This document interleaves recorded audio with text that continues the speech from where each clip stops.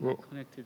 We're starting with Sarah. Sarah, yeah, but the second one, we have 35 minutes, but I'm afraid she may not get connected.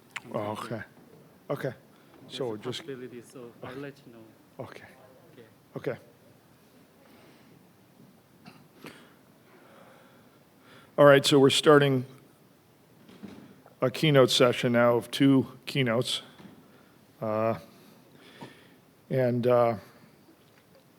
Obviously I don't want to take any time to speak of, but our first speaker is Sarah Fletcher. I did have a chance to look a little bit into Sarah's background accomplishments. They're enormous, and it's a great honor to have her speaking.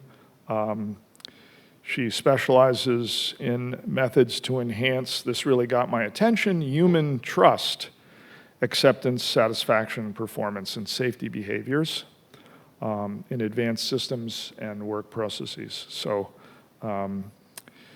join me in welcoming Sarah to present, Would You Let a Robot Look After Your Baby?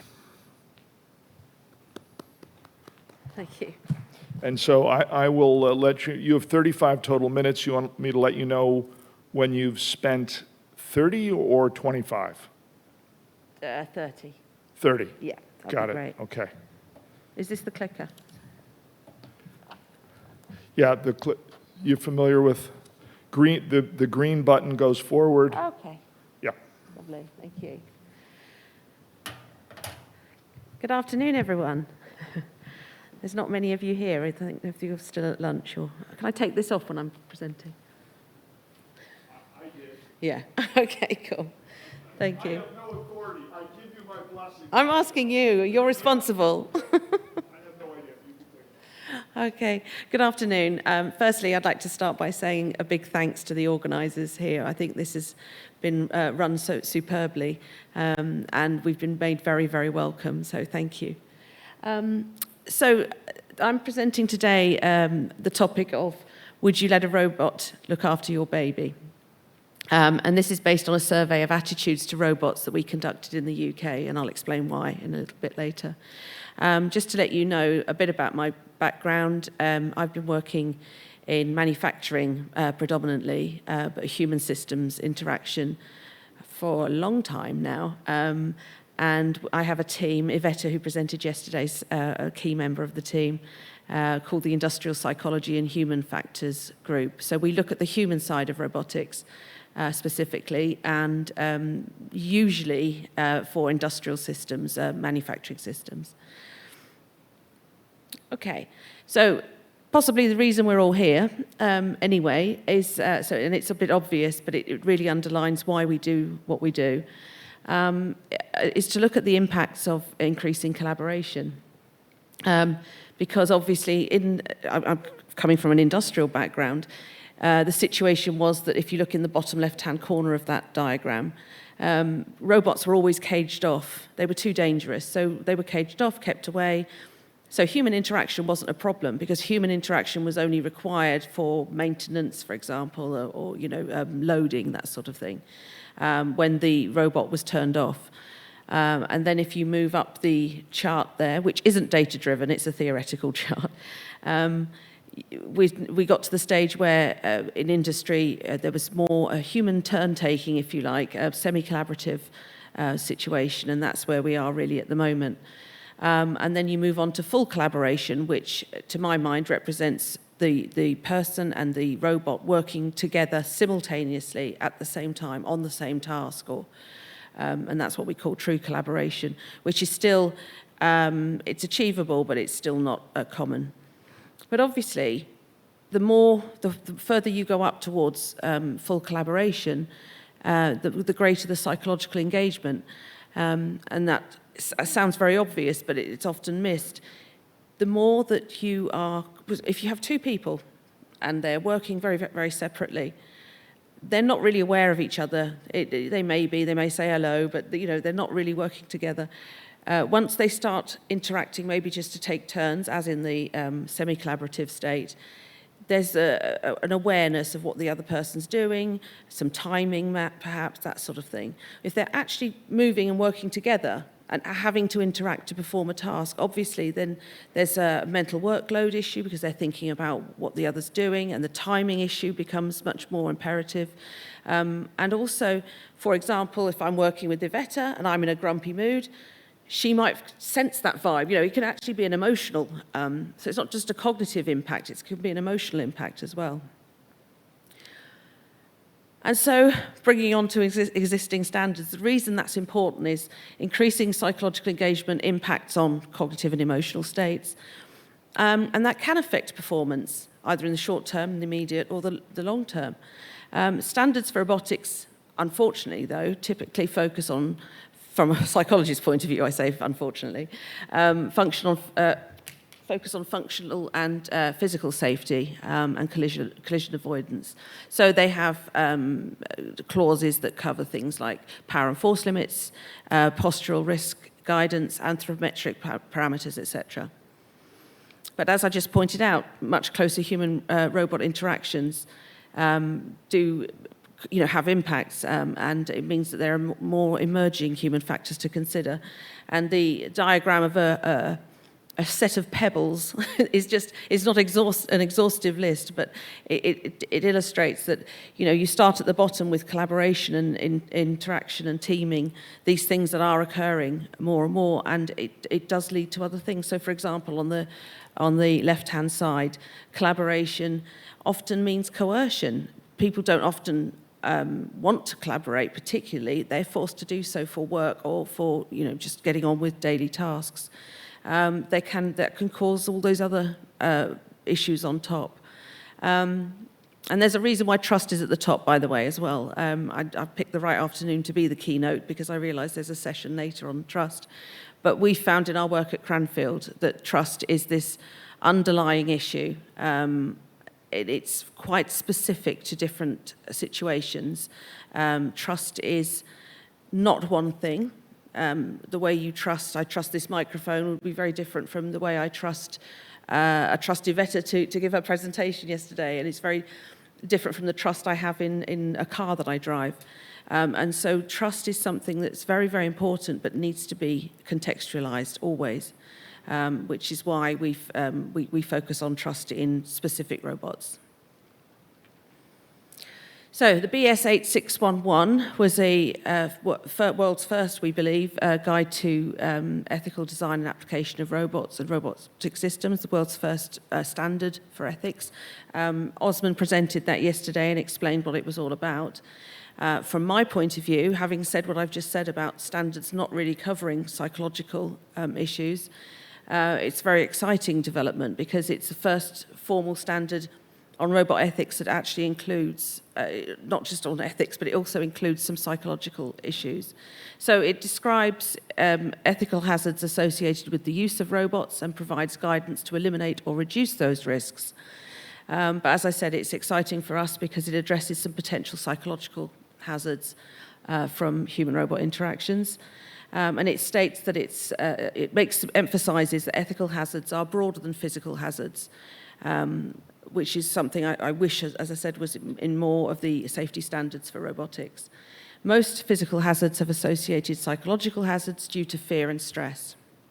So it's still relating it to physical hazards, but it's a step forward.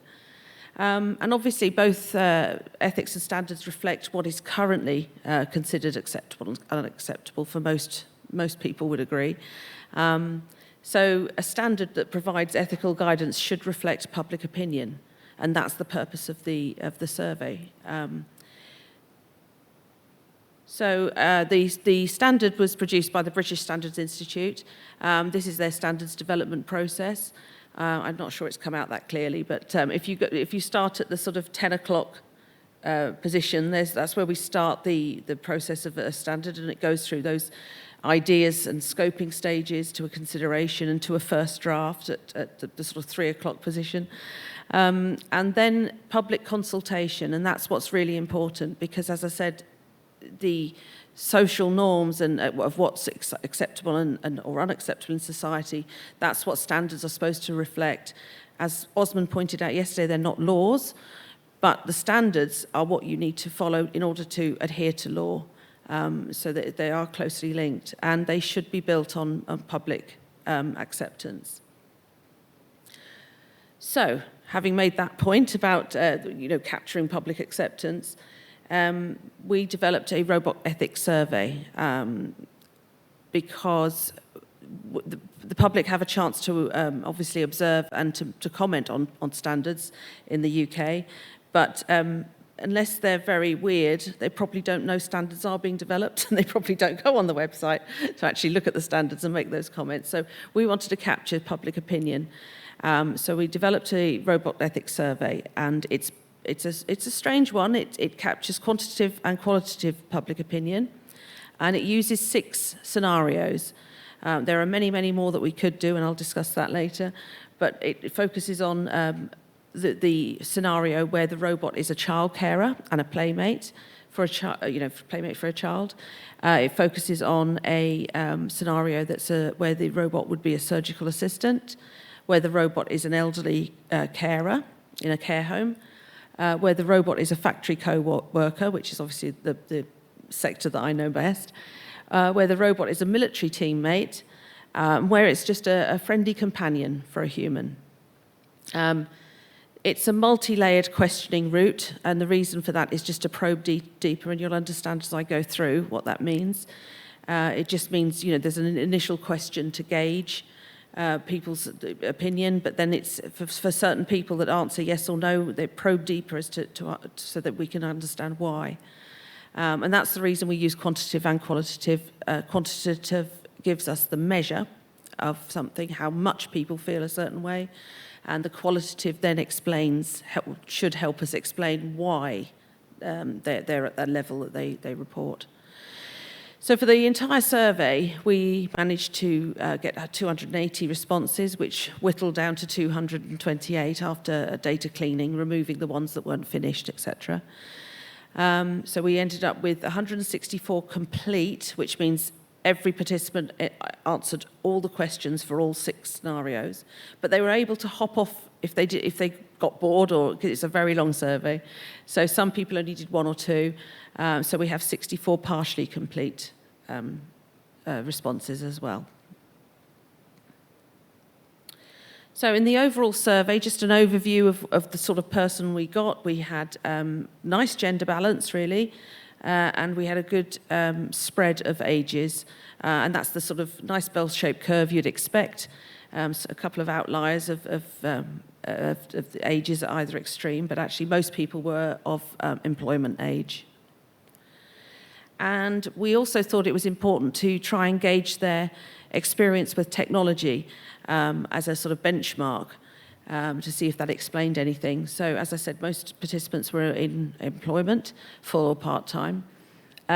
We found that most of the people we had in our pool were in occupations that involved computing and IT, education and training, or research and development, design technology, that sort of thing. The reason that's an issue is that it does suggest our contacts, who we pushed pushed out to get to fill in the survey, were probably academics, were probably technology biased, and I'll refer to that a bit later. But it's good to know that up front. But having said that, most had said they had no experience with robots, so swings and roundabouts. So as you can see in those pie charts, I don't know why I had the numbers in there, but they've gone. But most people had some computer programming experience, which was unusual, and computing experience. However, they didn't have robot experience. Sorry, the labels have dropped off there. It looks like I've lost all the labels for all my charts. I'm so sorry. Anyway, I'm going to talk today about the childcare scenario. I don't have time to go through all of the scenarios, so we're going to focus on the childcare scenario. And that's, to be honest, the one that grabbed everyone's attention. So it's kind of interesting. So for the scenario about childcare robots, we had 198 participants. As I said, some people were able to drop off, so some came in and just did the one about factory robots or whatever. So we left with 198, so that's not bad. And what the pie chart on the left should show you is that when asked should there be a limit to what a domestic robot can do, Most people actually said, yes, there should be a limit. And then the people that said yes were then taken forward to a further question to probe deeper, as I described earlier. And they then responded to the what you can see in the bar chart there. So by far, most people felt that the limits should be based on a risk assessment. But there's also a high level of people that felt that they agreed with the proposition that for some applications there should be regulated training, which is actually quite an interesting aspect, because for most robots you encounter, unless it's in a workplace, you may not have that training. So that's quite important. But overall, as you can see, most people agree with the limitations. So the next questions. If you had a sophisticated robot that was capable of monitoring a child while they sleep, would you allow the robot to be a babysitter? And you see that most people just went, oh, no, strongly disagree with that. The robot is also, the next question said, the robot is also able to occupy a child for hours by playing games. Would you allow your 2-year-old to play with the robot? And what the label there should have said, should show you, is that most people actually said they would. So although they disagreed with the babysitting, they were quite happy to allow their child to play with the robot. So. And then with the next question, how would you feel if your 2-year-old does not fully understand that the playmate is a robot and starts treating it like a best friend? And that was an interesting question that we wanted to understand, that how parents would, or potential parents would consider about deception, about the child being able to become familiar with a robot but not understand it was a robot. So as you can see there, I do have some labels. Most people really felt that it was the parents' responsibility, and that's a theme that we found throughout the survey and our results, that very much that certainly in this scenario, it's the parent should always be in charge and monitoring. So, thinking about whether the robot could actually be a childminder, the question was, while your child plays with the robot, would you be happy to leave it if you go out? I have the labels there. Most people said no, we wouldn't, which is, again, it fits with the answer before about letting the child care for, but they would let the child play with the robot but not be babysat, so that coincides. And then the people that said yes to that, well, if you're happy to leave the robot to care, how long would that be for? And you get quite varied responses there. But mostly people said possibly after I had gained confidence in the robot. That's significant because remember what I said, that we find trust very important across all aspects of human-robot interaction. Obviously, that's highlighting that fact again, isn't it? It's saying that when I get to trust the robot, then I'd let it look after the child. So trust is key. So the next questions was about discipline, pushing these participants a little bit further. You can see how we build this up so they can start really thinking about what would be acceptable and what wouldn't be acceptable. So when your child misbehaves, you usually discipline. If you do not see his mischief, I don't know why it's a his, but it was, but the robot does, should the robot be allowed to discipline the child? And you can see, no, it's very difficult to see, but actually most people said no. They strongly agree that robots must never be able to apply physical discipline. I do apologise for the way the slides have come out there. Anyway, what's quite important here is, again, it's about the parental responsibility, and that there was concern about a child being disciplined by a robot, which you'd understand. I think that's quite intuitive. In terms of managing the data, because obviously if the robot's disciplining the child, there'll be some data recorded. We asked who should have access to that disciplinary data. And that led to the responses that it was about the parents that should really hold the data and be responsible for it. And a large proportion of people said the data should only be available to you. and they disagreed with their data being accessed by social services. So moving on to the qualitative comments, we did a basic thematic analysis, and we found that there were 7 basic themes or categories that emerged. One was about the usefulness of the robot. People found it actually quite a good idea that, gosh, you could have a robot. I'm not sure if these people had children. I think that was a flaw in the design. It would have been really interesting to see if people who didn't have children thought it would be good to have a robot, but well, you know, we didn't do that. The other one was parental responsibility, where parents, they felt that parents should maintain primary control, which is understandable. Physical risk, some people raised issues or concerns about physical safety. Social development, there were concerns about how a robot interacting with a child might diminish their social development because it's taking away their human-human interaction.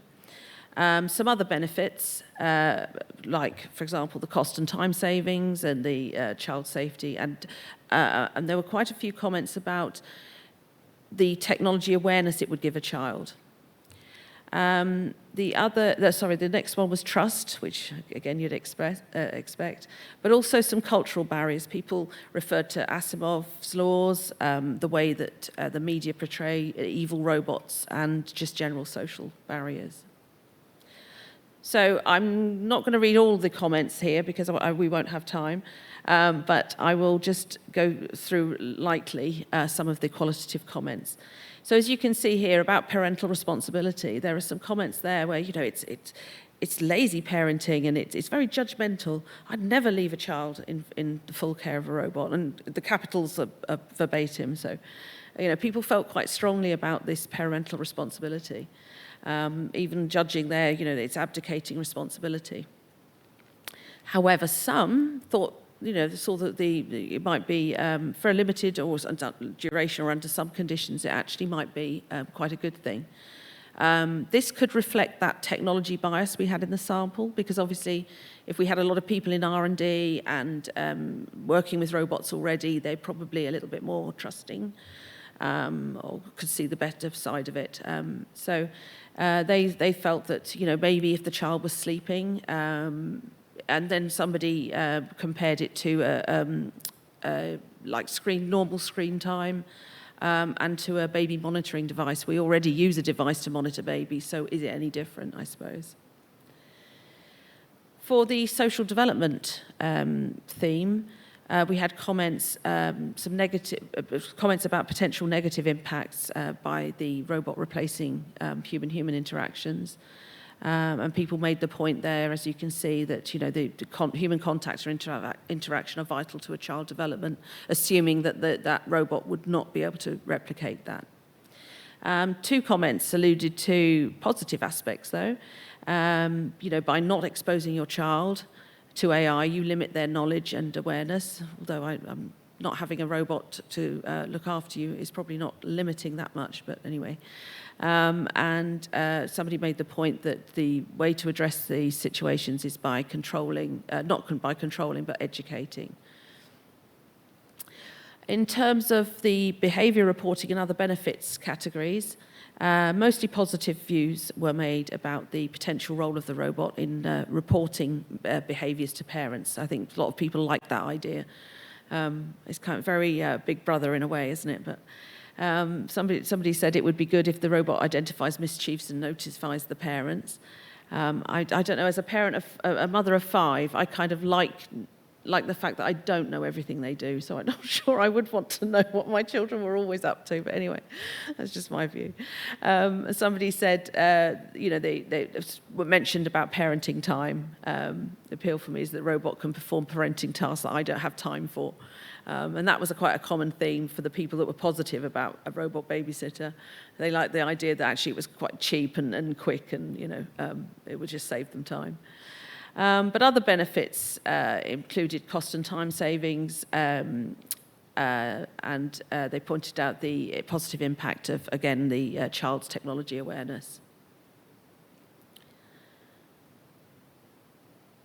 So, looking at the physical risk and trust categories, the concerns were raised about physical risks, about from the robot itself, and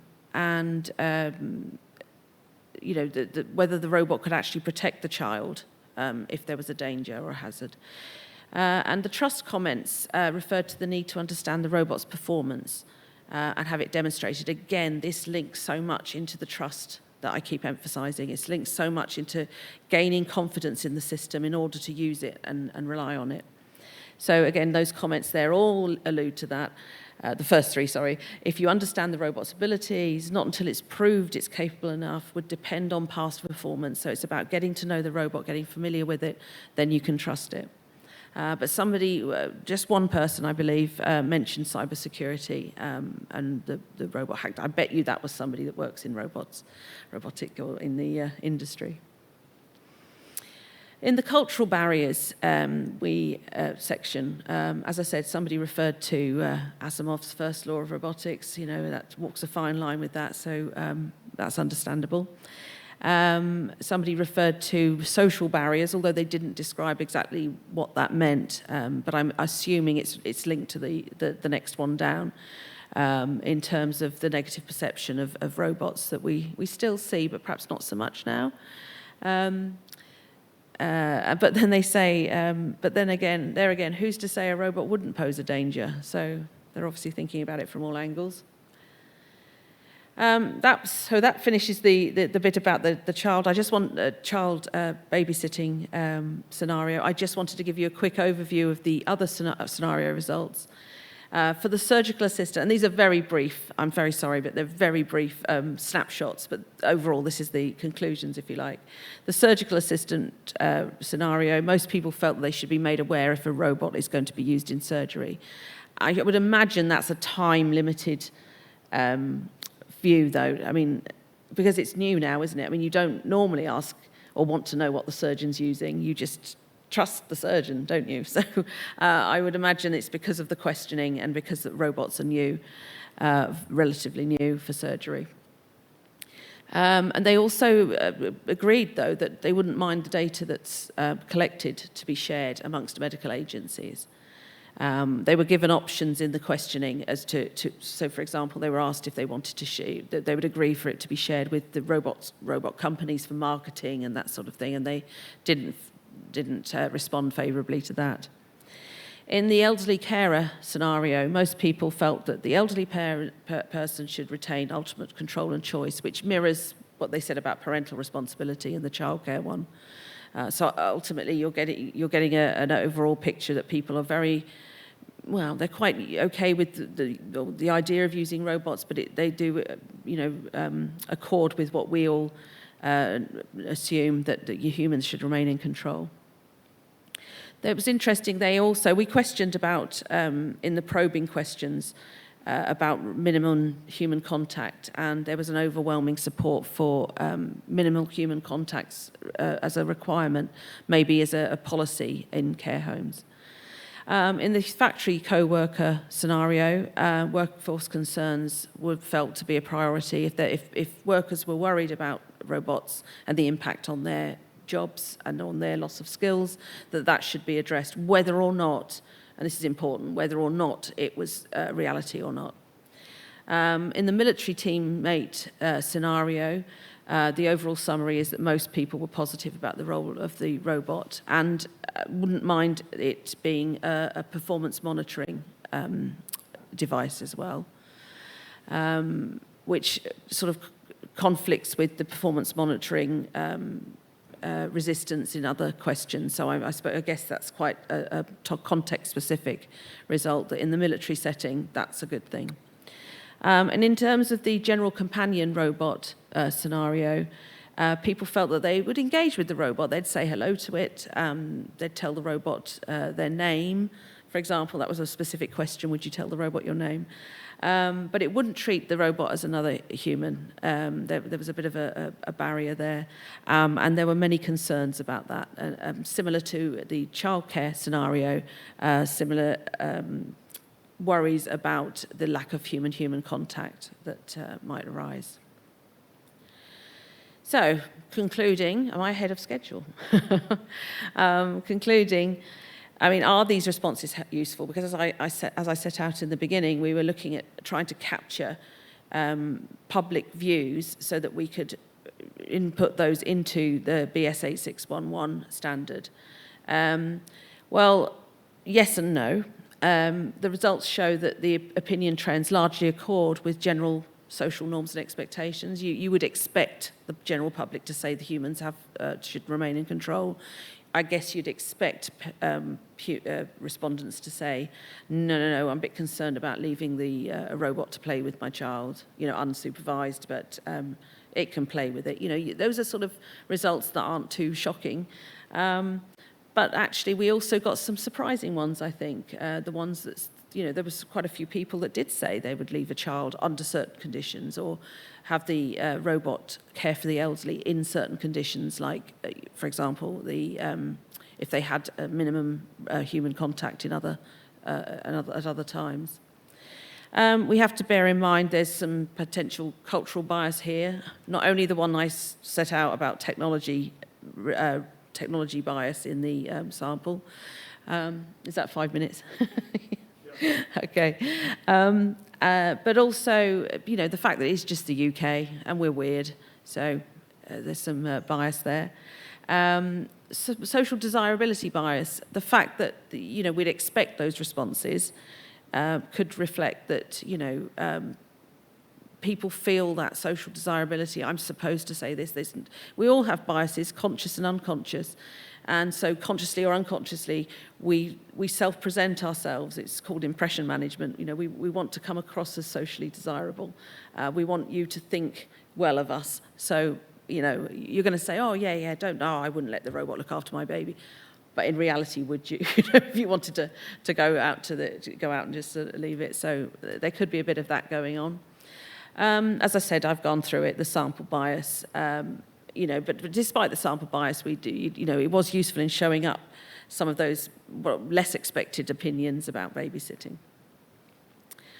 I think this survey and the way we approached it does demonstrate the value of surveying the public, but also combining qualitative questions to dig deeper. We all know how many surveys are out, thousands and thousands of surveys we get sent through our lifetime. But the ones, this sort of technique of going through scenarios and asking, well, what about this then? And what about in this circumstance? And probing people deeper like that was very valuable. And I'd like to extend it, really. The point is about that I made about societal norms. Well, they change as new experiences and innovations develop. So ethical standards need to do that. So we do need to capture public opinion because that reflects the societal norms and therefore the levels of acceptance or non-acceptance of different aspects. I would like to develop a more up-to-date and wider survey. As I said, more backgrounds, more scenarios, more regions of the world. It'd be good to compare differences, wouldn't it? And more issues.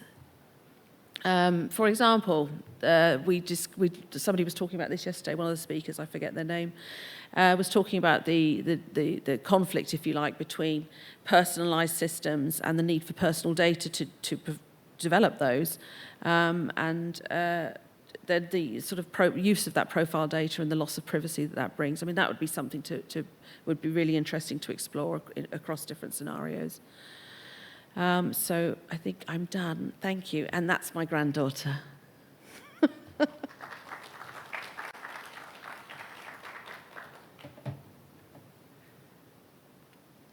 I love that picture because it's the fingers. I don't think she'd have done that if the fingers weren't there. It's like personification of the robot. Okay, we've got some time for questions and so forth directed at Sarah.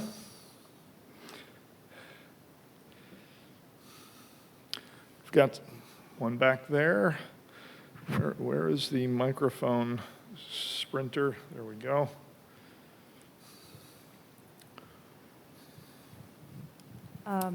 Thank you, Sarah, for your presentation. I was actually involved in similar kind of survey last year, and we surveyed like 1,000 general public regarding whether do you think that this technology will available within 10 years. And I specifically remember those childcare robot and then elderly care robot. And we also asked the same question to the 40 experts in the field. And nobody really, no expert ever think that like a childcare robot is going to be available within 10 years. And then they have a lot of skepticism around the childcare robot. And even for the general public, feel the same way.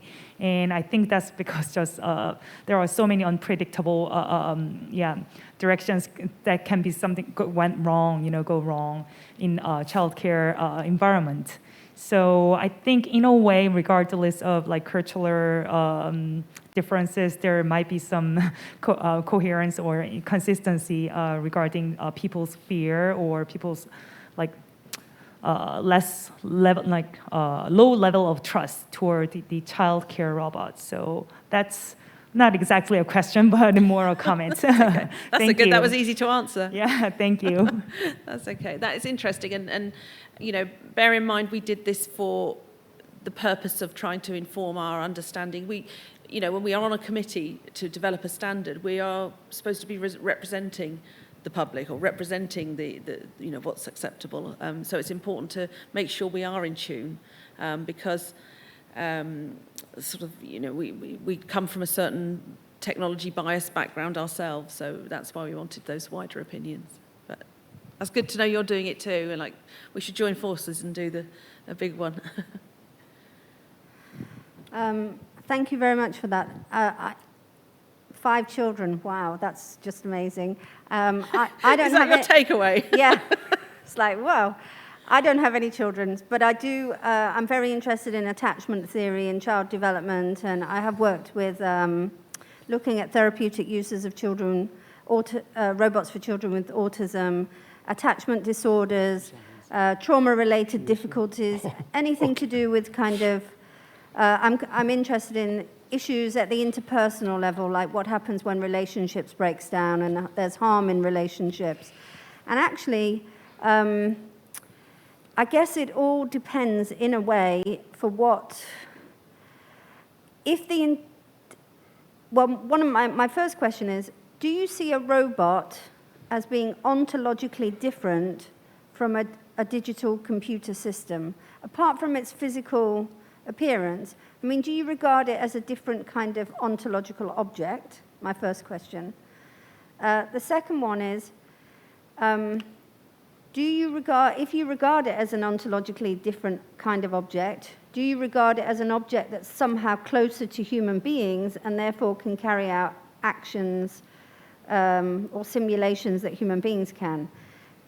Because I think what the ontology you're working with, I guess, will inform what you think a robot is. So what is a robot to you? To me, I'll tell you what a robot is to me. It doesn't belong, so if we've got humans over here, and we've got objects over here, it belongs over here with puppets. And I regard robots as images on objects, What you do, like yesterday we were talking about porn robots, they're just a printed pornographic image on a 3-dimensional object that's elaborated with technology. It doesn't, because it has that appearance like an image, like a photograph or a painting, just because it has resemblance doesn't mean it becomes the thing it resembles. So where do you stand on that issue? That would be very interesting to know. There's a lot to unpack there, I'm Kathleen. so sorry. I've had jet lag, but now I've You've livened up. I mean, we can talk about it in the bar anyway. We can. Yeah. Just a quick answer, though. I think because it depends on the capability of the robot and the design of the robot. I mean, there are differences, aren't there, in terms of a very simple machine and a very complex and interactive machine. I think in this, we didn't specify, we didn't say to participants, we didn't describe what sort of robot, we just said robot. So they were able to, again, this may be a flaw in our survey, it might be really an interesting thing to follow up, to compare different types of robot, but what they were thinking, we didn't explore. But I would imagine it's the interaction. So with a computer, what you're getting back is what you are pressing in, if you like. You're getting what you're requesting, the information you're requesting, generally speaking. Potentially, a robot isn't like that. A robot could be more autonomous. So, for example, the behavior reporting role that it could have, that's something that wouldn't be delivered in response to what the child puts in. But one note, just to, it's slightly different tack, but we didn't go explore this in this survey, but the advantage of a robot in childcare settings for children with problems, perhaps, or children who might find it more difficult to talk to an adult. So I've come across where colleagues in the UK are looking at robots, for example, in a court setting where they're reporting a crime, maybe a sexual crime that's happened to them, and it's easier for them to talk to the robot than it would be to another person. Anyway. Okay. I hate to do this to you, but we got to get into the next keynote. Thank you so much. Okay, I'm going to forego any introductions, so maybe we can get rapidly back on track. I'll only say that that Susan focuses on key challenges in modernizing the garment industry and has a connection to Ralph Lauren. I think she's up behind me. Almost every day of my life, I've never told anyone this except for people in my family. Every article of clothing I wear is Ralph Lauren. And there's a deep philosophical reason for that. So for that reason, among many deeper ones, I'm very interested in this next talk. Thank you so much, and we'll get started. I will let you know when you're 30 minutes in, giving you 5 more minutes. Thank you very much. Okay. Fabulous. Thank you. So thank you very much for inviting me. And good morning from a very hot London. So yeah, please excuse me if I'm a little bit, warm in this presentation. Anyway, so this is me. I am Professor of Fashion Technologies at Manchester Fashion Institute. I'm the co-I of Future Fashion Factory, which is an AHRC Creative Industries Clusters project. And I'm a policy fellow, or rather I'm an alumna of the Policy Fellowship Programme at the Royal Academy of Engineering. And I just wanted to start off talking about this very gendered robot on the right-hand side of your screen. This is a robot that I came across in a robotics lab at Heriot-Watt University. And it seemed to me to be very pertinent to start off with this image, because so many of the garment workers in the fashion industry are female. And I really objected to the idea of the way that this robot is so gendered and looks like something from The Handmaid's Tale. I really dislike the idea of robots being servants. So the idea of cobotics is very, very important to the work that I'm thinking about. So, a bit of background about the fashion industry, particularly coming from a UK context. So the UK's fashion industry has an international reputation for creative design and contributes a huge amount to the UK economy.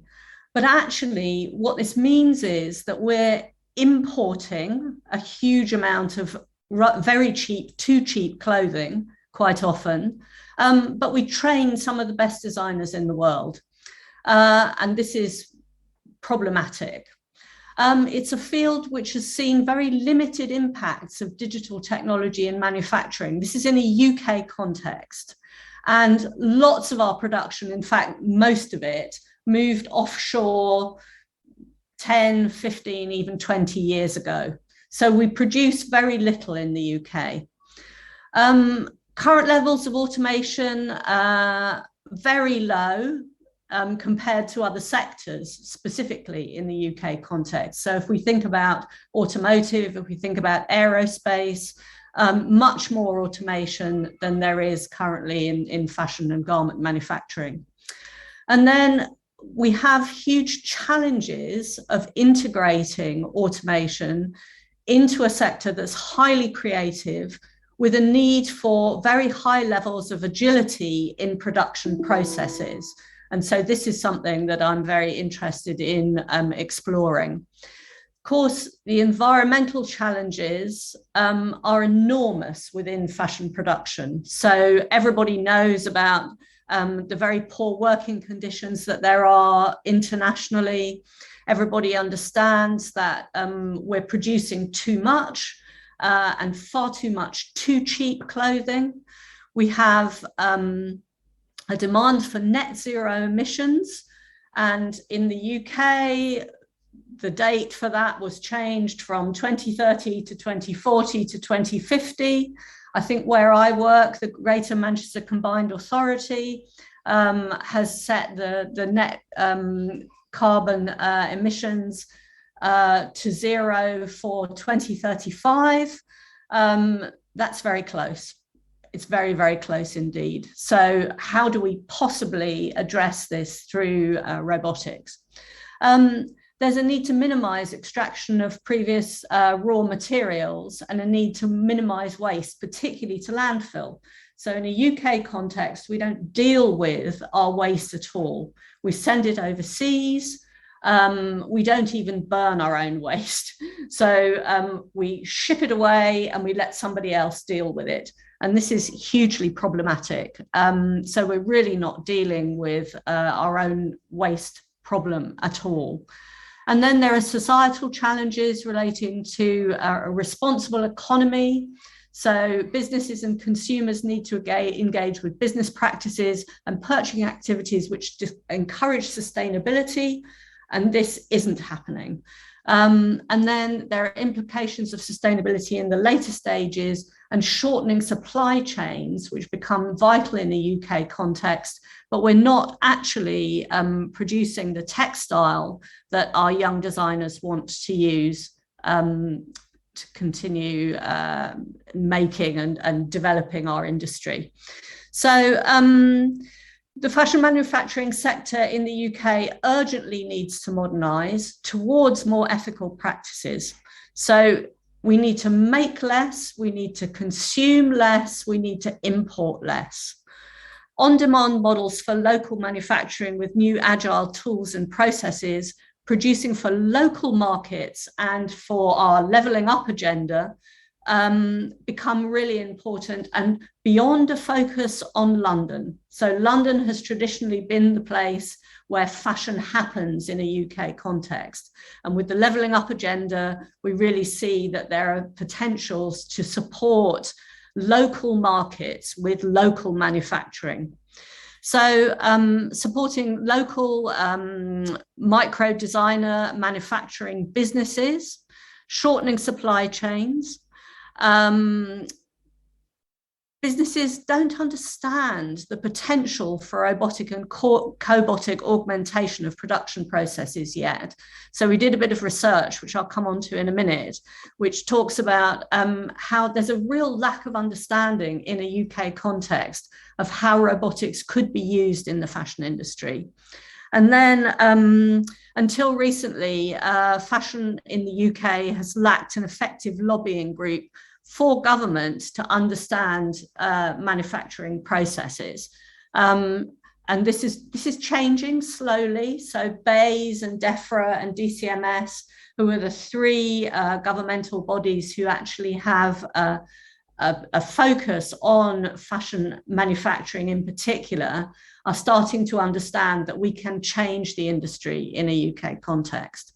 So I did a bit of research with some colleagues at the Royal College of Art and at UCL, and we produced this paper, Reshoring UK Garment Manufacturing with Automation, Recommendations for Government. So what we asked is, how is it possible to enable the small scale and micro fashion design and manufacturing industry to reap the many benefits of agile tooling through robotics and automation, and what are the ethical implications of this? So some of the recommendations that we proposed and came out through the research were facilitated open access labs as an introduction and an exposure to the potentials of robotics. So because there's a very limited understanding within the fashion industry, we felt that enabling people to engage, enabling these micro businesses to engage with robotics would actually spark some conversations and some thoughts and ideas about how that might happen. Obviously, there needs to be dedicated large-scale funding for innovations in tooling, in supply chain development from government and the private sector. So actually getting the private sector in the UK to invest is very problematic because they just don't see the need for it. And particularly because we're importing so much into the UK, the private sector and retail are really struggling. And then we need to think about crossover technologies from food processing, from automotive and from aerospace, because they're so much further in advance than we are within the fashion industry.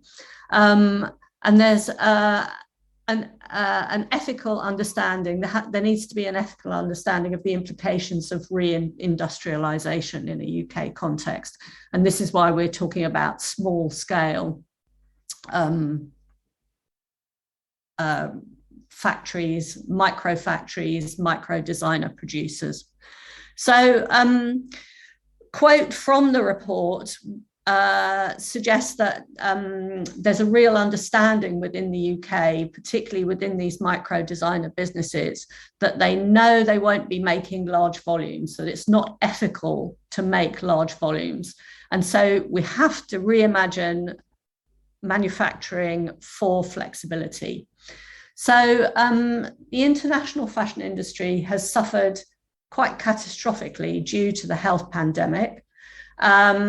And this has given us a real opportunity to think again about what the fashion industry might look like. So micro fashion designer manufacturing firms do see this as an opportunity to reconfigure manufacturing.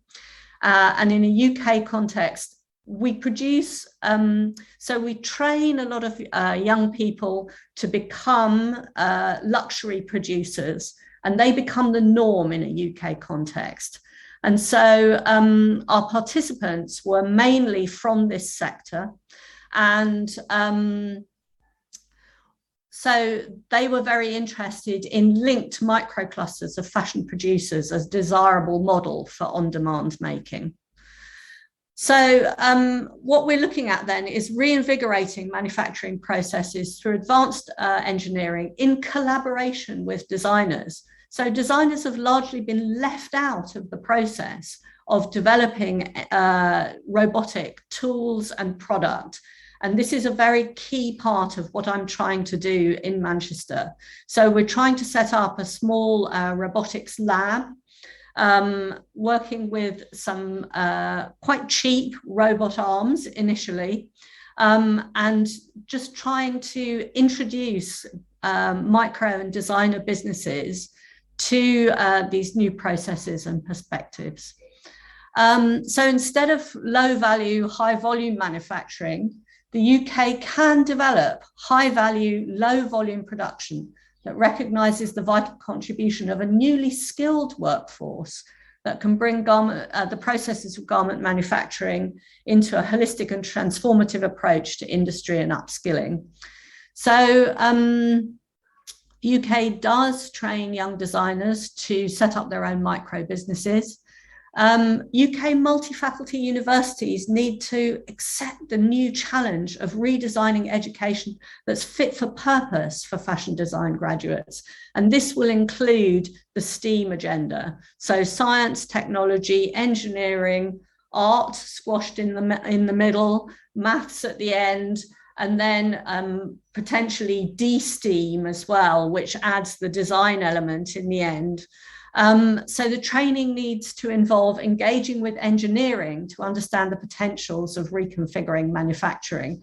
And this is something that I'm really hoping to do while I'm at Manchester Met, developing new courses and new kinds of thinking, so hard and soft skills rather than rigid apprenticeship models for designer manufacturers. I made a contribution to another white paper, UK Textiles Manufacturing Opportunities and Challenges for the UK and the Midlands. This report very much talks about the skills shortage there is in the UK, ethics and automation. And the UK is suffering from a severe skills shortage in fashion manufacturing. Our young people don't want to engage in an industry which they see as dark, dirty and dangerous. And this is a hangover from the first industrial revolution, which seems ridiculous, seeing as we're now looking at industry 4.0 plus 5.0. UK has an aging workforce, and what skills there are dying with this aging workforce. There's also been a Brexit brain drain. So in terms of manufacturing, lots of Europeans who were working in our fashion and textiles industry have gone back to where they came from in Europe. There's a real problem with sweatshops and modern day slavery and a very poor image of the industry in the UK. And the work that there is in a UK context is dull, it's repetitive, it's badly paid. It's often paid below the minimum wage, seen as low skills, and there's a huge lack of training schemes in the UK to actually help engage young people. So the majority of young people who are going into the fashion industry are going in through universities, and there are no layers and levels below that. So the Department of Education has suggested there's a risk, despite government's greater activity and good intent, that it may be no more successful than previous interventions in supporting workforce skills development. And this is, again, something that we really need to tackle within a UK context. So we did a little bit of work with Sarah, the previous speaker, and we're just coming to the end of a little project. So it's funded by the Aspect Network, advanced distribution and collaborative project with Cranfield, with the RCA, where I used to work, and with now more recently with Manchester Metropolitan University. And the project is called A Human-Centric Research of Skills and Decision-Making Capacity Among Technical Workforce in Fashion Garment Manufacturing to Support Policy Development and Technical Acquisition for Sustainable Fashion Manufacturing and Growth. So the aim of the collaboration is to create a vision of a micro-scale digitized fashion industry in which garment manufacturers collaborate with robotic technologies and digitally controlled fabrication, considers scale and agility of production and prototyping, and the future of work and meaningful employment and upskilling of workforces and place-based manufacturing.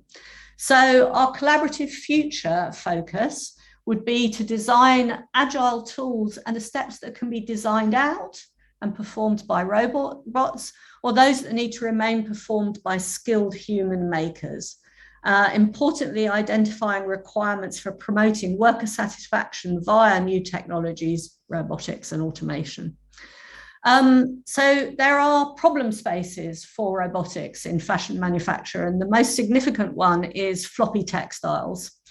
It's been a huge stumbling block. There's potential for agile tools and end effectors like cutting tools and stitching and solid welding tools attached to robot arms, the use of formers like those developed in the car industry, the necessity for agile multi-use decision-making tools to support micro businesses. Of course, there's design for disassembly and repair technologies. So I hope that my video is going to work. This is a Sobot's system. Ooh, we've got sound going on. So what they've done here, this is a robot and it is making clothes, but what they've done is they've made the textile rigid and stiffened the fabric in order to put it under a sewing machine head. This for me is disastrous in terms of fashion manufacturing, because what it means is that there's yet another process to make this textile rigid, and then it's got to be washed, and water use is a huge problem within the fashion industry. So this really isn't any kind of solution whatsoever. Sewbots have developed fully automated garment systems, mainly working with the US military. So they've developed a factory in a box that can be dropped into a war zone and sorry, I'll get rid of that and play this for you. So this shows a garment worker working in a high volume manufacturing setting, and all she's doing is feeding the machine. So her skills level is very, very low. All she has to do is to fit this piece of textile into the former, close the lid, and allow the robot to do its work. And this is something that happens a huge amount in high volume manufacturing. So there's quite a lot of robotics that already exists in these scenarios, but it's incredibly de-skilling for a workforce. So her skills level is extremely low, I think, and I think you'll agree. All she's having to do is to place bits of textile, and then the machine is doing the rest. And this is something that in a UK context is not desirable, certainly, and is not something that we could really conceive of anyway in a UK context. So it's the de-skilling that becomes a serious issue. So this is a tool where this machine has been taken to the textile in some senses, rather than the textile being taken to the tool. And we're quite interested in these kinds of systems, but actually smaller scale and much more agile. And then on the left-hand side here, we have a tool that's used in the car industry. So this is a robot arm with a sewing machine head attached to it.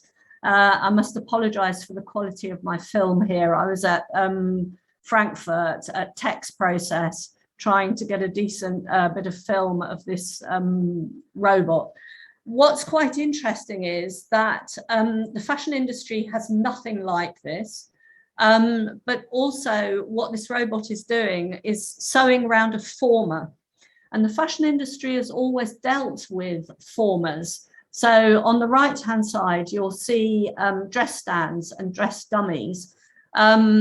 So we understand exactly how a former could be used in order to stitch and sew, but we need to develop something that's much more agile. So this whole process is something that we'd like to develop at a much smaller scale to see what the possibilities are in the UK context. So there's a huge amount of very sophisticated automation that already exists. It's not agile, it's not in the UK, it de-skills workforces.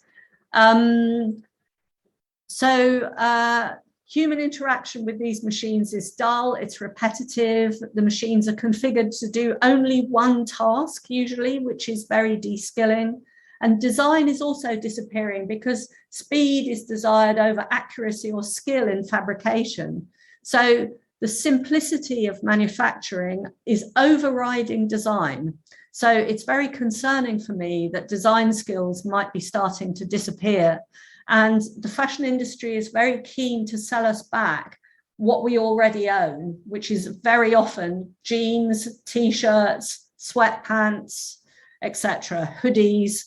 And these are garments that take very little design. They're very easily reproducible at a huge volume. And this for me is not something that's desirable in a UK context. So this is another system where there's a robot arm with a suction on the end. It's really a pick and place robot. And again, not really agile enough for what we need in a UK context. So there are huge health and safety issues with cobot technologies, as Sarah has alluded to, getting less as the time goes on. But what we have been investigating are tools that have cutting tools on the end of robot arms. And this does provide us with a health and safety issue. There are problems if you put anything sharp on the end of a cobot tool. There are issues with calibration. So to suit differently abled co-workers, so that there are some ethical implications around that. There are issues for us around mobility and reach and pressure calibration with these small-scale robot technologies. And we'd be looking at developing a joint methodology with science and engineering to help us to overcome some of these issues. So there are other problem spaces for robotics in fashion manufacturing, and new tools are needed to deal with technical textiles. So with spacer fabrics, some of which you can see on the left-hand side of your screen, fabrics with additional functionality like conductivity, problems of fabrication of brand new textiles. So textiles like biotextiles, mycelium leathers, for example, 3D woven or knitted garments or sportswear that can't be sewn or welded with existing tools. And then there's the development of repair technologies. So if firms want to offer lifetime guarantees on products, then we need new repair technologies to enable that to happen. So what if agile robotics were able to do multiple tasks, to be miniaturized? We need reach, we need precision rather than speed. What about self-assembly and robotics that are able to predict tasks or propose solutions to particular construction problems? And cobot systems are supported by skilled human makers. So these are some very small scale robots that I saw at UCL before lockdown, actually, designed by students there. So I would like to move from the situation on the left of your screen, where this is a factory in the UK. It's low value, high volume manufacturing. The women, and they are mainly women in these factories, are doing piecework. So they're working, doing one particular process right the way through their day, and they're paid by the volume that they produce. And this is completely unsustainable and unethical as far as I'm concerned. And then on the right-hand side, we've got somebody working in the car industry. I'm not interested in the youth or the age of these particular workforces. I think that we need to be very plural in the way that we're able to employ people in a new kind of manufacturing setting, in a UK setting. But I do think that we desperately have to modernize in order to make our industry more sustainable. So thank you very much.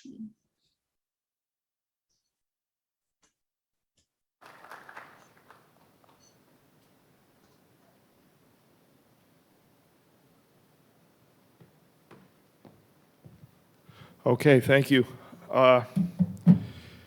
Do we have questions for Susan and beyond? Anyone? We do have a few minutes here. Okay, well, I do have a question. I think it's about both, or can be related to both presentations, the keynote presentations. So it seemed like, Sarah, you were talking only about collaboration between robots and humans. And then it seemed to me that what Susan's talking about, I could be wrong, also seems to reflect a commitment to this kind of collaboration between robots and humans of the right sort. I see that Susan's disappeared, but my question is this focus on collaboration just an artifact of what the two of you are interested in and focus on, or does it reflect some kind of deeper exclusionary focus on that? Because there's a very deep role for robots that don't collaborate with humans and just work independently and autonomously. So I'm curious about that. So from my perspective, it's very much about collaboration with robotics. So these very agile new tools that we're trying to develop, absolutely, there has to be a kind of a learning from both sides, and developing tool paths and the ability then for robots to, sorry, I'm getting multiple messages. I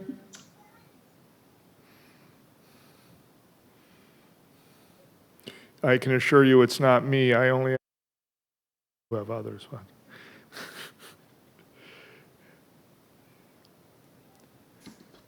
Sorry. No problem. Yeah, but cobotics very, very important in the work that we're doing and in the work that Sarah and I are doing together. Thank you. And briefly following up, so do you envision a time when the garment industry, except perhaps for highly abstract, maybe design, do you envision a time when all of the making of the artifacts is done completely by machine? No, I don't see that as desirable, actually, because I think that skilled human makers will still need to be involved. Okay, thank you. Anyone else going once? Going twice? All right, going thrice. Join me in thank. Oh, you saw a hand up there somewhere. Sorry. Thank you. You would think that I could say. Hello? Oh. Susan, it's me. Sarah. Hello, Sarah. Hello. Yeah, no, I just thought it was important to sort of say that the conference mainly talks about the ethics surrounding applications of robotics. And what Susan's talking about is applying robotics actually to assist the ethical treatment of workers. Yeah. And am I right, Susan? That's Yeah, absolutely. yeah. But I certainly, so the work I normally do is in high value manufacturing, aerospace, heavy stuff. We need robots to carry stuff, but to answer your question, we can't just have robots. There's so many jobs that we can't replace these fingers. We can't replace the decision making, the cognitive skills. Susan, is that the same? My question is that the same in your industry? Is it all about replacing unethical workplace practices, or is there an element of you still need to keep the people? You still need to keep the people. You absolutely do. Yeah. Well, could you tell us what sort of roles? Is it decision making? Is it dexterous skills? It's all the roles, Sarah, actually. So I don't see robots replacing humans at all. I actually see this co-process of designing and making as being fundamental right the way through. So designing, making, production, etc. Thank you. Thank you. That's very interesting. I did have a chance, I don't know if both of you know who Jim Albus is or was. He's deceased. He's the first person, at least in the West, to write about the prospect of all manufacturing. He called it level 1, 2, and 3 being done by machine, and he was very worried about total disemployment. And I did have a chance to talk to him twice, and I have to say I share his fears. So I respect, your concerns, but technologically and engineering-wise, I really don't see a way personally to stop it. I do agree with you about the dexterity and the fingers. I have 2 state-of-the-art Barrett hands that I just got a hold of.